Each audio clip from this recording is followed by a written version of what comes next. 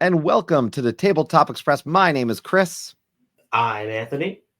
And today we are here to talk about none other than Misfit Heroes, which is coming up on its last few days here on Kickstarter. This is a game designed by Phil Walker Harding, publisher AEG. And Anthony, I've had a chance to play it a few times. I know we played it last night. I'm excited to talk about it with you and kind of share our thoughts and perspectives. First things first, this is a review copy that we were provided. Essentially, there are probably a little few small tweaks and other things to happen, but gameplay wise, we're talking about a complete production. There are definitely some things we'll talk to about the components that why I say I think there's certain things when you get your final copy, you're going to have some stuff that we didn't potentially deal with.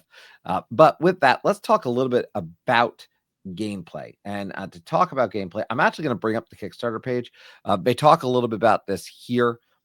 One of the things in this is the fact that you have a goal in this game of casting a crew of misfit heroes in a tableau that is 4x4. Each of these heroes is unique and they are custom built cards in a sense because there are 2 cards that you are going to be able to build out however you kind of like ahead of the game. When you construct the decks themselves, they're going to be very randomized. These heroes each have a cost. They have different actions that they can take, and they're all going to score in different ways. But again, what makes this unique is the fact that these cards are going to be changed up every single game. And that is obviously a big differentiator. You're going to do a few things with these heroes. You're going to collect influence in these particular regions. If you collect enough influence, you are going to be able to go ahead and buy these point tokens with those resources. Important to note, however, those resources are going to be worth points at the end, as well as for every $10 you have in coins, you're going to get money at the end. It's definitely a combo-tastic game, it's fair to say, because you can combo up in a lot of different ways, building that 4x4 tableau. Now, once that tableau is built, you're going to score it. Some have end games, some have immediate ways to score. So there's a few different ways that you're going to be doing this, but once that tableau is built, you're going to make sure everyone has had an equal amount of turns, and that's going to be game. I do, by the way, want to point out on this, which is something that made me laugh on the Kickstarter page, as it says Overlord Phil, because there is a combination. You have a combo. There's an Overlord card, and you could have maybe a Leprechaun or something else that's on top of that Overlord ability. Because again, completely randomized. But it says here, remember, winning isn't the most important thing when playing. It's spending time with friends and destroying them. And I want to point out in this game that, which cracks me up, by the way, there is a card if you're signed up for the newsletter that is Phil Walker Harding. So you could literally have Overlord Phil in your game. Gameplay, though, overall, pretty straightforward. I will say I've played this game with a variety of groups and up to 4 players. So I've played this with 2, 3, and 4. I know you've played it 2-player, more of a head-to-head game. But yeah, let's talk a little bit about this. First and foremost, general gameplay. What were your first impressions of this one? Pretty simple overall. There is at first glance like a good amount of iconography, but a couple turns and you're like, okay, there's only a few really things that are going to happen here. I thought it was pretty straightforward, honestly. When it's your turn, you're either going to recruit a hero from your hand by paying how much it costs and adding it to your tableau, or you're just going to basically get some money or something to tide you over until next turn. So after you get to the groove of it, the turns are pretty snappy, for sure. Yeah, it's true, and again, the cards on the screen here are provided. We have 2 of them showing. There's 4 of these in there. Yeah, it's the other side. This is a very good reference card, and serves its purpose very well. This is the game, and you have again 4 key actions: recruit a hero, discard any number of cards, and then you're going to be able to get cards, and then any cards you discard, you're going to be able to draw an extra one. So you're going to draw up 2 cards. Yeah. In addition, anyone you discard, you're going to get an extra one back. So you can get rid of cards that are not going to work for you. Yeah. So easy to get new cards. I do like that. Sometimes you can, in games, you can feel like you're struggling to have any options to really do. And the fact that you can always discard stuff and you're going to get 2 cards anyway, but then another extra for how many you discarded. And to your point, as the game goes on and as your tableau builds, you're going to be a little more, selective about what cards you are trying to add, because there's a lot of things that are going to score, adjacency wise, and columns and rows and things like that. So you don't feel as bad, discarding sometimes 3 or 4 cards if it means you're going to get kind of a better option of what you really want. Yeah, yeah, it's interesting too, because if you go ahead and you actually look at some of these cards, just as an example, for if you look, you see they have a color on them on that banner on the left hand side. It's hard to see on the one that's in that first column, but the second one up, it has 2 different colors. So essentially, it is a misfit. It's not a human, essentially, nor a monster. It's a misfit. Right. So the banner is either blue for a human, or like magenta for, or no, I guess it's kind of reddish for a beast. And then if they combine, they get that purple misfit thing. So, that kind of leads right into talking about the components, which for the most part is the biggest part is these cards. Yes. This was my first experience actually with a game that has this mechanic of a transparent overlay. I know there's several games out there that do that. This is the first time I experienced it. And so, it for the most part, it was not a problem in terms of lining up the transparent part over. So it's, pretty seamless overall when it's organized correctly. That, I was always able to read the text on the card without any problem. Slightly the banner on the left might not line up perfectly sometimes, but it didn't make it was still obvious what it was, right? It's either blue or red or purple, because that's what those colors make when they go together. Plus, the very bottom corner of the banner skews left or right for human or beast. So you can kind of see that point as well. So overall, I think a very successful, and again, this isn't even final product, but for me, the overlay thing was very neat, as again, my first experience with it. And it was, it worked. It was a good, good product at the end of the day. Yeah, I'm not going to get nitpicky about the not perfect alignment, because again, this is not the final version, right? So perfect alignment on, maybe, like, for example, there's a happy Cyclops in the middle of this board, and the Cyclops kind of blends into the next area below. No big deal. Yeah, Sure. I know it says happy Cyclops. I know it says ability, draw a card, then gain these free resources. So I can see that and understand that. So it's a non-issue.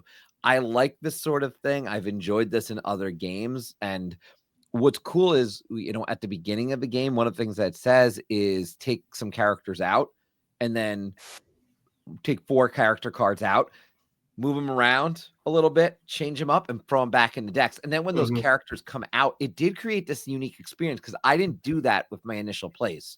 Creates this cool experience of, like, oh, I made that card. Like, oh, here it is. I made that. And, so that was cool. And again, I was not finding myself, and I don't know about you. We'll talk about kind of actually what we did after we played the game at the end of this. But I didn't find myself even as focused on abilities at one point. In the beginning, I was thinking about, oh, this could be a cool combo. But later on, when we actually get to the end of the game, we did something else, and I wasn't caring as much then. So it's cool. You could focus so much on, how do I combine these to make a big, super powerful character? But that's going to be more expensive because they have higher costs. Sure. Each card has its own cost, and you're combining the two. So suddenly there could be a card that costs $30.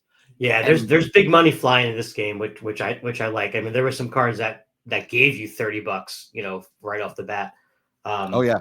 And again, a lot of them are contingent on if this, then that kind of thing, right? So there is strategy involved in when you want to play that card. Does that combo work for your current setup in your tableau or not?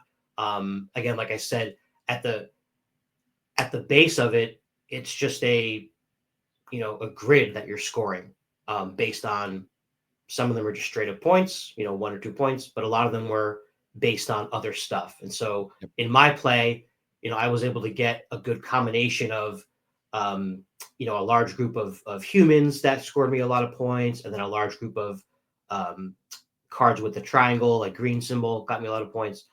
And then you're just cashing in those resources too in a very, familiar kind of contract fulfillment sort of way. Oh, you got 8 waters. Here you go. Here's your 12-point card for later.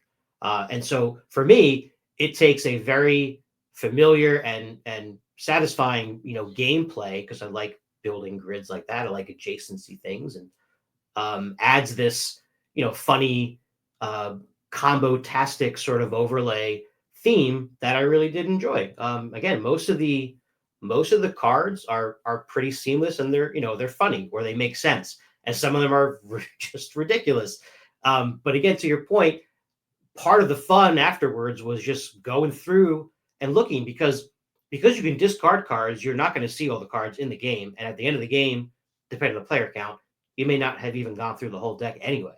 So we were just sitting there looking at some cards that were just kind of funny, and switching stuff around that we thought was cool, and it added like another trading card feel to the game afterwards, or to your point, before you can do it as well.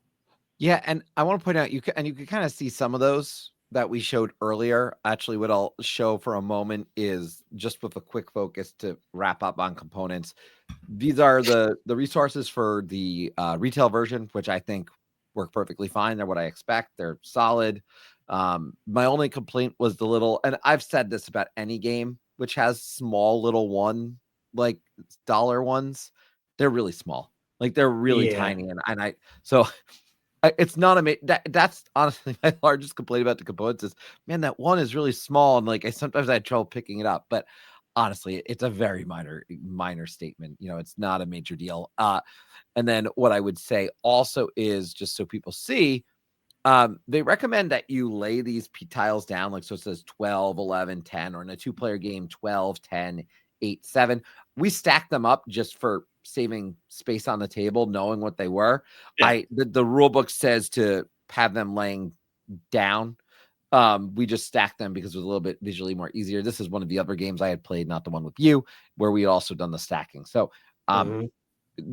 again, you could probably do it either way. I don't think it's a big deal. But it is, I guess, more so about seeing how many points are on the table. And if you're playing with someone who doesn't know Yeah. what's underneath, that's more what it's about. But yeah, I do want to point something out, though, because you talked about, from a fun perspective, the theme perspective. We had a ton of fun with that, kind of coming up with the characters, to the point that when we first set up this game, long running joke on this channel is Ryan, our other conductor on the channel, loves the game Cosmic Frog. So when I first packed all the deck together, this is my son holding what we made, which was a Cosmic Frogman, right? Now, the Cosmic Frogman, I was like, this is fantastic. There's a Cosmic Frog in the game. So when we played, it was one of the characters. Then at one point, when you were going through, you had a chance to adjust this card. Yeah, we took a few out in the beginning of the game to switch around a little bit, and I just so happened to get the Cosmic Frog. And I chuckled to myself, although I didn't tell you that I had it in my hand. And I changed it around, and then I got to play him later. And now he is a gangster frogman. Yes. You're And welcome. this is why I wanted to highlight this, because this was a ton of fun. There was a meta game poster pre of this redesign of these characters. And again, it doesn't even always make them valuable. Like sometimes it might have lost value, right? To some extent, because you Sure. maybe I mean, weren't. yeah, not optimal, but there's nothing bad on these cards. It's just a matter of, can you afford it or not? Yeah. It's just really funny, though, in the fact that when we were looking at it, you could look at it the two ways. So you never know what's going to happen. And yeah, I will go play it again. And we, at the end, we spent 15, 20 minutes just kind of Yeah. redoing the cards, Yeah. so that Yeah. if we go to play this again, it's a different game in terms of the characters in it. So I thought that was very cool. I did really enjoy that. And that added an element to me that, when you talk about that replayability, certainly it allows it to shine. And it feels like a Phil Walker Harding game, certainly to me. I was thinking about this amongst the gameplay itself and who's going to play it. And I was thinking, okay, someone who I've never played games, who doesn't play games with me all the time, I'm probably gonna have to explain some actions. I have to explain what it means when there, at the back of the rule book, there's a chart. So it's one page in the back of the book. and it explains what all these definitions mean. So it's easy enough to say, okay, here, if you're not sure what something means, it's somewhere between like this completely approachable game without quite being what I would say approachable plus. Like it's in this kind of in between for me, because I don't know that I'd introduce someone to board gaming with it, right? Because I do think there's a few things to pick up, but at the same time, if you've played a few things, it's easy to do, but like it's not that hard either. So it's in a nice weight, I think, at 2.0 on BGG. And that was kind of how I was thinking about it, because I was just like, who am I introducing this game to? And in a world with other kind of games with that similar tableau, like Castle Combo's out there now and a bunch of other games, I actually like this better than, say, Castle Combo, which I thought is fine, but this had some flair to it. The changing of the cards. Castle Combo I've played more than a few times online and a few times in person, and I this to me, because of the things that are happening, again, I'm making that comparison just from general setup and the way you're looking at your board, and the way that you're scoring in a tableau. Yeah, I really did like this one quite a bit. So overall, I will say for me, this is a 7.9. It's a touch under 8. And I think with more plays, it could go either direction. But I've got enough plays under my belt to confidently say solid game. If you like Phil Walker Harding, certainly you're probably already getting this and you've probably already backed it, right?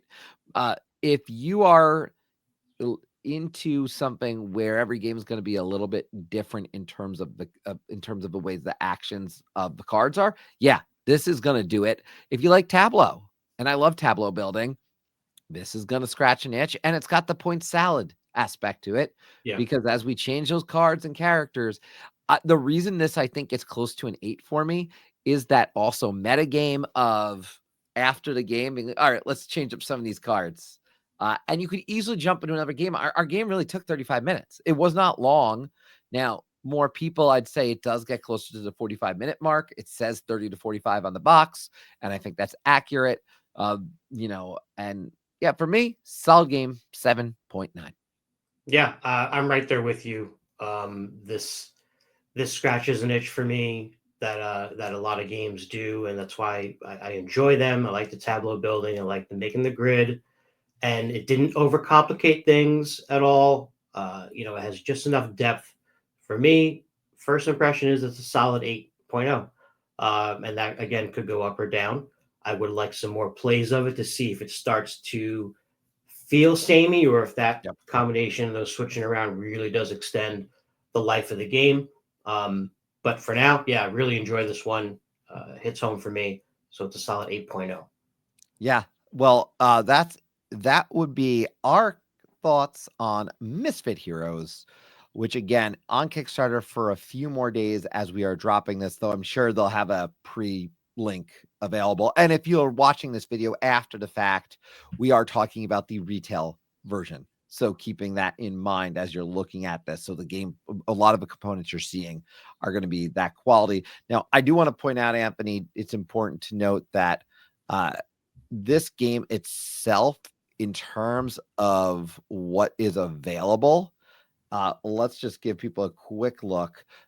Really, the $40 box is gonna be that retail version. You can see 82 character cards, all these tokens, etc., as we mentioned. There is an expansion that has playmats. They upgrade the cardstock components to wood. They include a coin box. The token is that first player token, which is that skull, becomes a nicer upgrade. And it has this expansion that adds some different cards in that you'll be able to use. By the way, as I mentioned, I see if I can find it in here somewhere on the page. Go through the page, check it out. But there is a Phil Walker Harding card that if you're signed up for the newsletter.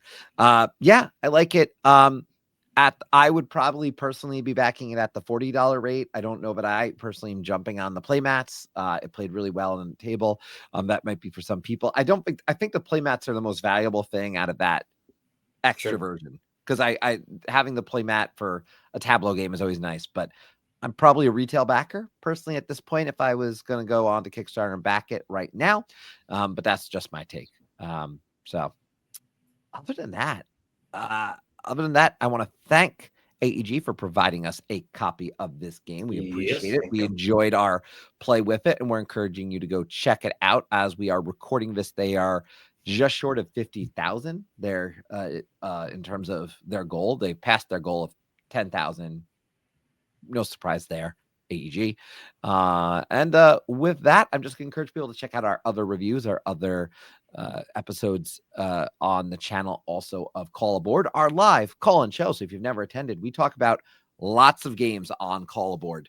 And as we record this one, we're coming up on Anthony, a pretty special episode, which is actually our caller's choice, our community picks for top Yeah, 20. for the top To 20. wrap Yep. up. Yeah. So pretty exciting. So with that, I will just say thank you for coming aboard the Tabletop Express. There'll be links to other reviews as well as upcoming episodes of Call Aboard at the end of the video. And thank you for coming aboard. We'll see you soon at our next review, or hopefully live on an episode of Call Aboard. Talk to you soon. Bye.